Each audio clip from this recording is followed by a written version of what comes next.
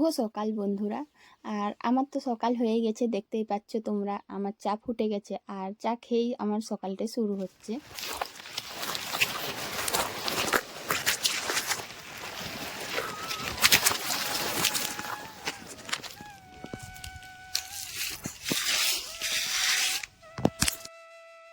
অরণ্য সুন্দরী চ্যানেলে আবার একটা নতুন ভিডিও নিয়ে চলে এসেছি। আশা করছি ভিডিওটা তোমাদের ভালো লাগবে।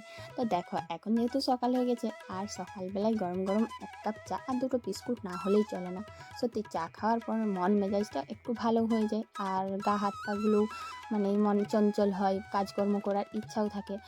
আর সকালবেলায় সত্যি বলতে আমি তো একটু বেশ আয়েস করেই চাটা খাই, কারণ এই সময়টা ছাড়া আমি কেন, যে কোনো বউদের ক্ষেত্রেই বলো, সকালবেলায় চা খাওয়ার পর থেকে তাদের যে দৌড়ঝাঁপ শুরু হয় আর তখন বিশ্রাম নেওয়ার টাইম হয় না।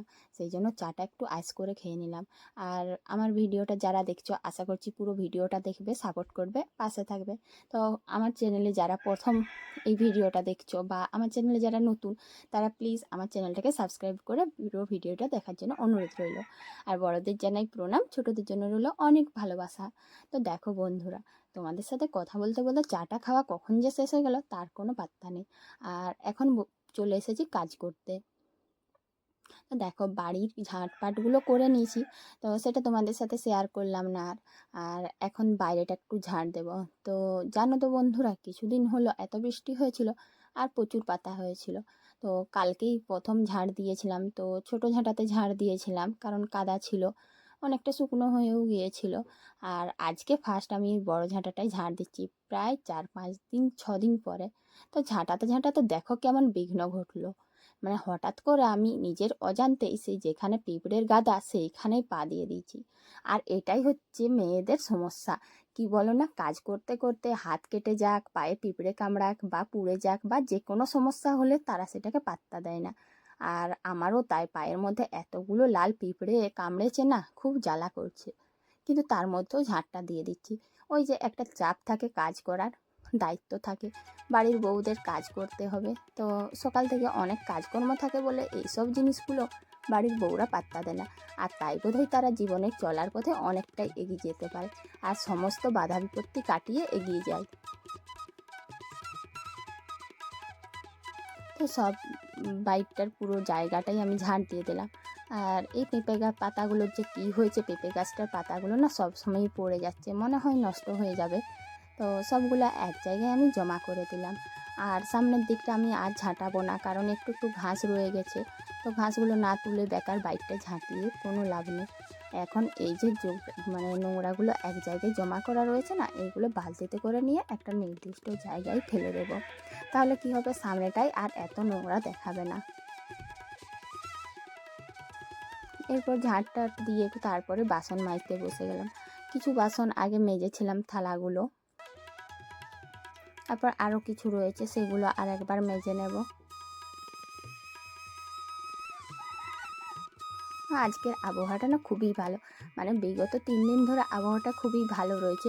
কিন্তু কাদাগুলো শুকনো ছিল না, তো যাই হোক, এখন একেবারেই পুরোপুরি কাদা শুকনো হয়ে গেছে। মোটামুটি আমাদের বাড়ির সামনাসামনিতে কোনো কাদা নেই, আর সেই জন্যই ঝাঁটটা ভালো করে দিয়ে দিয়েছি। এখন তো বাসনগুলো মাজছি।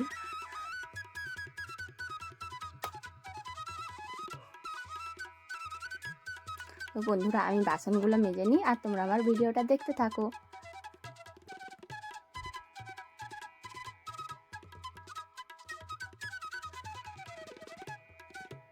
আর জানো তো বন্ধুরা, এই বাসনগুলো মাজতে মাজতে হঠাৎ করে আমার মাথায় না একটু চুলকেছিল। তো পিঁপড়ে বসেছিল কিনা জানি না, তো সাবানের ফেনাও নিয়ে নিয়েছিলাম। তারপর বাসনগুলো মাজা শেষে চলে এলাম রুমের মধ্যে। আর এই যে বালিশ দেখছো না, এই বালিশগুলোর কাভারগুলো নেই। কালকে এ রাত্রিতে এরকমই ঘুমানো হয়েছিল, কারণ কালকে এই কাভারগুলো কাচা হয়েছিল। তো বালিশের কাভারগুলো কাচার পর না আর সেগুলো ভরানো হয়নি। আর আমার একটাই সমস্যা রয়, বালিশের কাভার যেগুলো, সেইগুলো কাচার পর না ওই কাভারগুলো পরানোটা মনে হয় অনেক একটা ভারী কাজ। কি হয় না, অভ্যেস হয়ে গেছে। এটার কাজটার দায়িত্ব থাকে তোমার দাদা ভাইয়ের, তো সে কাল পারেনি। আর তারপর এখন ভাবলাম যে না, এটা করেই নি। তারপর বালিশের কাভারগুলো বালিশের মধ্যে ভরে ভালো করে এপাশ ওপাশ হাতে চাপ দিয়ে বালিশটাকে ঠিক করে নিলাম। মানে কিছু কিছু কাজ না মানে বাড়ির সমস্ত কাজ করলেও কিছু কাজ থাকে যেগুলো করতে গেলে মনে হয় খুব মানে কীরকম একটা বিরক্ত। আসলে ওই কাজের দায়িত্বটা তো আমার ছিল না, ওটা ছিল তোমাদের দাদাভাই, ওই কাজটা ওই করে। তো সেই জন্য ও করতে পারেনি, আমি করে দিচ্ছি। এরকমই হয় মেয়েদের ক্ষেত্রে, কী বলো না, কিছু কিছু কাজ থাকে যেগুলো মনে হয় অন্যরা কেউ করে দিক, হাজারটা কাজ করলেও কিছু একটা ছোট্ট কাজ সেটার প্রতি আর ইচ্ছে থাকে না। আর আমারও হয়েছে সেই বিষয়, এই ছোট্ট কাজটা না আমার কোনোভাবেই করতে ইচ্ছে করে না, তবু করে নিলাম আজকে, কারণ হ্যাঁ সব কিছুই করতে হবে, আর এটা কেন তার দায়িত্বে ফেলে রাখবো। আর এই দুটো বালিশে কাভার পরিয়ে দেওয়ার পর মজার বিষয় কি বলতো, যে আমি কোলবালিশটা খুঁজে পাচ্ছি না। তো আমার ছেলের কোলবালিশটা গেল কোথায়, দেখো বন্ধুরা, ছেলে আমার পালঙ্কর ডান্ডাতে কোলবালিশটা ঝুলিয়ে রেখেছিল। সত্যি কীরকম ব্যাপার স্যাপার, তাই না? তারপরে কোলবালিশটা যখন দেখতে পেলাম তখন নামিয়ে সেটাকে কাভার পরিয়ে দিচ্ছি। আর এটার ওপরও আরেকটা কাভার ছিল, তো সেটা আমি কালকে কাচতে পারিনি, আজ কাচবো, আর সেই জন্য এখন আপাতত এইটাকে পরিয়ে দিলাম। আর জানো তো বন্ধুরা, এই কোলবালিশ পরাতে গিয়ে আমার একটা কথা মনে পড়ছে, মানে আমাদের রুমে বর্তমানে দুটো কোলবালিশ, আর আমরা মোট মেম্বার 3 জন। তো এই দুটো নিয়ে 3 জনে পুরো মানে ঝগড়া ঝাঁটি, মারামারি, তারপরে ছাড়া কামড়া, এইগুলো সব করতে থাকি, মানে কে আগে কোলবালিশটা নেবে। তো যাই হোক, শেষে যে জিতে তার কাছেই যায়। এখন বালিশের কাভারগুলো পরানো হয়ে গেছে। তারপর অন্যান্য সমস্ত বাসি কাজকর্ম খাওয়া দাওয়া করে এখন আমি রান্নার দিকে চলে গিয়েছি। তো এখন আমি বানাচ্ছি ঝিঙে আলু পোস্ত, আর ঝিঙে আলু পোস্তটাই দেখো আমি পোস্তটাও দিয়ে দিয়েছি, এখন আরেকটু ভালো করে ভেজে নেব। তো জানো তো বন্ধুরা, ঝিঙে আলু পোস্তর একটাই সমস্যা, মানে অন্তত আমি দেখেছি বেশিরভাগ ক্ষেত্রে ঝিঙেগুলো কচি থাকে আর এত জল বেরোয়। তাছাড়া আজকের যে ঝিঙেটা রয়েছে না, এত জল বেরিয়েছে, মানে যার জন্য পুরো পোস্তটা মনে হচ্ছে ঝিঙেগুলো সব একেবারে ঘেঁটে যাবে। তাও ফুল আঁচে আমি ভালো করে ভেজে নিয়েছি। আর যেহেতু ঝিঙেটা প্রায় গলে যাবার মতনই, কিন্তু আলুটা সেদ্ধ হয়নি, তো কীরকম একটা ব্যাপার না, একটা সিদ্ধ হবে একটা সেদ্ধ হবে না, কি করে খাওয়া যায়। সেই জন্য এখন একটু জল দিয়ে দিলাম, একটু হালকা করে জল দিয়ে সিমে দিয়ে দিতে হবে, তাহলে পোস্তটা ঠিকঠাক হবে।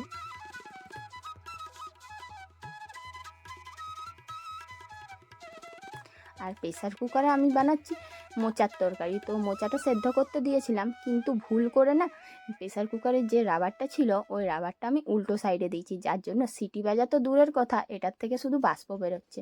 তো এখন আর কিছু করার নেই, এইভাবেই সেদ্ধ করতে হবে। তারপর ডালটা যেহেতু হয়েই ছিল, মা ডালটা করে রেখেছিলেন, সেটাও ছকে দিলাম। এই যে কাঁচা লঙ্কা, পেঁয়াজ আর জিরে দিয়ে ছকে দিয়েছি। আর এই কাঁচা লঙ্কাগুলো দিয়ে ছকেছি কারণ এই কাঁচা লঙ্কাগুলোর কী বলো তো, এমনিতেই কাঁচা লঙ্কা খাওয়া ভালো, তারপরে এই কাঁচা লঙ্কাগুলোর গন্ধটা খুব সুন্দর, সেই জন্য আরও বিশেষত একটু বেশি করেই লঙ্কা দিয়ে ছকে দিলাম।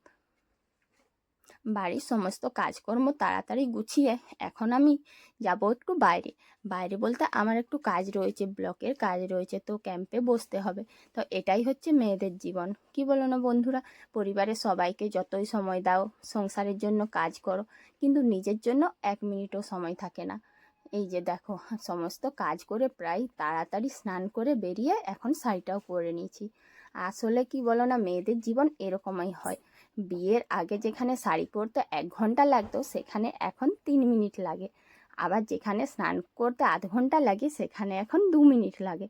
আসলে কি হয় বলো তো, সবাইকে সময় দিতে গিয়ে নিজের জন্য আর সময় থাকে না, আর এইভাবেই তাড়াহুড়োর ওপরে নিজেদেরকে চালিয়ে নিতে হয়। তো যেহেতু বাইরে যেতেই হবে, তো কী আর করার আছে, সেই জন্য আমি তাড়াহুড়ো করে শাড়িটা পরে একটু চুল টুল আঁচড়ে রেডি হয়ে গেছি। মানে যতটুকু না করলেই নয়, বাড়ির বউদের সেইভাবেই থাকতে হয়। যাব বলে এখন ব্যাগের মধ্যে সমস্ত জিনিসপত্রগুলো দেখছিলাম যে ঠিকঠাক আছে কিনা, কারণ এখানে অনেক কাগজপত্র রাখা আছে, আর কোনোটা ভুলে গেলে অনেক সমস্যা হবে, সেই জন্য একটু চেক করে নিলাম। যতই ভেবে রাখি যে আগে থেকে গোছ করে রাখবো, কিন্তু আর সময় হয়ে ওঠে না। তবে কি বলো না বন্ধুরা, এই ভিডিওটা না আমি বুঝতে পারিনি ছেলে করেছিল। মানে এই ভিডিওটা ও যখন করছিল তখন আমি এতটা সিরিয়াসভাবে ছিলাম না, কিন্তু এখন বুঝতে পারছি যে ওর ভিডিওটা বেশ অনেকটাই কাজে লাগছে, আর ভিডিওটা ভালোই করেছে, সেই জন্য তোমাদের সাথে শেয়ার করে দিলাম। আর সঙ্গে একজন বিবাহিত মেয়ের জীবনের গল্পও তোমাদের সাথে শেয়ার করলাম। কি বন্ধুরা, আমি ঠিক বললাম তো? বাড়ির বউদের সমস্ত কিছু সামলে সবাইকে সময় দেওয়ার পরে, সংসারের সব কাজকর্ম করার পর সত্যি নিজেদের সাজগোজ বা নিজেদের জন্য যথেষ্ট সময় থাকে না। আর সেটা আমার সাথে যেমন ঘটছে, সেরকম আমার অনেক বন্ধুরাও আছে যাদের সাথে এরকম ঘটে। ঠিক বললাম তো?